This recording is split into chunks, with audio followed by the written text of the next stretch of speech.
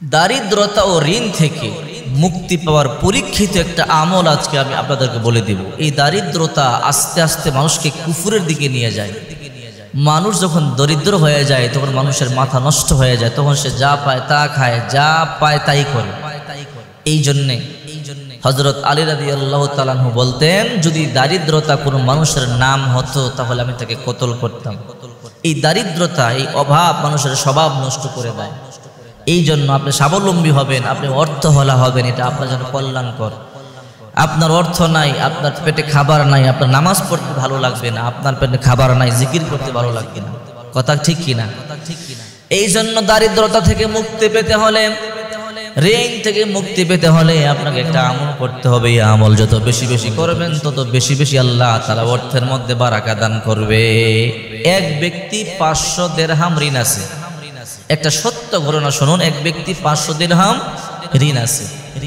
আগামীকাল সকালবেলায় 500 দিরহাম দিতে হবে, কিন্তু নিজের কাছে একটা টাকাও নাই। স্ত্রীকে বলল, বিবি সকালবেলায় তো 500 দিরহাম ঋণ দিতে হবে, কিন্তু একটা টাকাও তো না, কেমনে দেব? স্বামী আর স্ত্রী পরামর্শ করলো, দুইজনে বলল, চলো আজকে রাত্রিবেলা সারা রাত দরুদ পাঠ করি, দেখবেন আল্লাহ পাক রব্বুল আলামিন একটা ফয়সালা করে দিবে। স্ত্রীর সাথে পরামর্শ করলেন। স্ত্রী বলল, দুইজনে দরুদ পাঠ করে করে ঘুমিয়ে যাব, দেখবেন একটা ফয়সালা আসমান থেকে আল্লাহ করে দেবে দুরুদের বদৌলতে।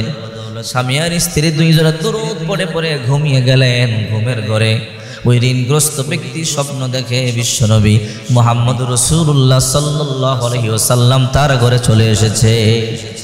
বিশ্বনবী মুহাম্মদ রাসূলুল্লাহ সাল্লাল্লাহু আলাইহি ওয়াসাল্লাম তাকে বলছে, তুমি কেন চিন্তিত? বলে, আমি 500 দিরহাম ঋণ আছি, সকালবেলায় দিতে হবে, এই জন্য টেনশনে আছি। বলে, তুমি টেনশন করবে না, আগামীকাল সকালবেলা বাদশার দরবারে যাবে। বাদশার দরবারে গিয়ে বাদশাকে বলবে, 1000 দিরহাম আমাকে দাও। বললাম, কেন ইয়া রাসূলুল্লাহ? বাদশা প্রতিদিন রাত্রে বেলা 1000 বার দুরূদ শরীফ পড়ে ঘুমায়, কিন্তু গত রাতে 1000 বার দুরূদ পড়ে নাই, এই জন্য 1000 দিরহাম তার জন্য জরিমানা। তুমি তাকে গিয়ে বলবে, সে তোমাকে দিয়ে দিবে, তুমি ঋণ পরিশোধ করবে। বলে, তাই নাকি? সকাল যখন হয়ে গেল, এইদিকে ওই ব্যক্তি বিবির সাথে পরামর্শ করে, বিবি কি স্বপ্ন দেখলাম? স্বপ্ন দেখলাম রাসূল করিম সাল্লাল্লাহু আলাইহি ওয়াসাল্লাম বলে, সকালবেলা বাদশার দরবারে যাবে, বাদশা তোমাকে 1000 দিরহাম দিয়ে দিবে। বিবি বলল, স্বপ্ন যেহেতু দেখছেন, জান এমনও হতে পারে বাদশা সত্যি সত্যি আপনাকে 1000 দিরহাম দিতে পারে। ওই লোকটা ঘুম থেকে জেগেই বাদশার দরবারে চলে গেল। গেটের দারোয়ানকে, কই যাইবা? বলে, আমি বাদশার সাথে সাক্ষাৎ করব। বলে, তোমাকে অপরিচিত মনে হচ্ছে, দেখা করা যাবে না। না, আমাকে জায়গা করে দাও, আমি বাদশার সাথে কথা বলবো। জায়গা দিচ্ছে না। বাদশা বলছে, কি হচ্ছে, ঝগড়া কেন? বলে, এক ব্যক্তি এসেছে আপনার সাথে সাক্ষাৎ করবে। বাদশা বলল, দাও তাকে আমার কাছে আসতে দাও। দরজা খুলে দেওয়া হলো। বাদশার কাছে চলে গেল। যাওয়ার পরে বলল, বাদশা আমি আপনার কাছে এসেছি। বাদশা বলল, কেন এসেছো? বলে, রাসূল করিম সাল্লাল্লাহু আলাইহি ওয়াসাল্লাম স্বপ্ন যোগে বলেছে আমাকে 1000 দিরহাম দেওয়ার জন্য।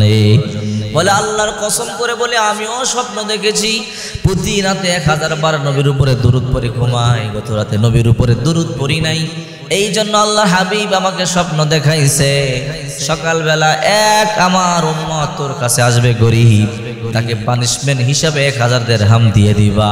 ও আল্লাহর বান্দা, তুমি এই সময় বাঁচাইছো, নাও 1000 দিরহাম নিয়ে নাও। চিন্তা করছেন, দুরূদের ফজিলত, সত্য ঘটনা, 1000 দিরহাম দিয়ে দিছে। ওইদিকে আবার ওই লোক টাকা না পাইয়া মামলা করে দিছে। বিচারক তার জন্য অপেক্ষায় আছে, কখন আসবে বিচার করবে। যখন টাকা নিয়ে গেল ততক্ষণ বিচার দিয়ে দিল। বিচারক তখন তাকে দেখে লাফ দিয়ে দাঁড়াইয়া গেল। বলে, তার নামে বিচার দিছো নাকি? বলে, হ্যাঁ। বলে, এই ব্যক্তিকে গত রাতে স্বপ্ন দেখেছি। বিশ্বনবী মুহাম্মদ রাসূলুল্লাহ সাল্লাল্লাহু আলাইহি ওয়াসাল্লাম বলে, রে বিচারক, তোর কাছে যার ব্যাপারে বিচার দিয়েছে তুই তাকে 500 দিরহাম দিয়ে ঋণ পরিশোধ করে দিবি। ও ভাই, আমি গতকাল আমার কাছে বিচার দিছে, আমি বিচারক, আমি তো স্বপ্ন দেখছি তোমার 500 দিরহাম রাসূল দিতে বলছে, নাও আমি তোমার ঋণ দিয়ে দিলাম।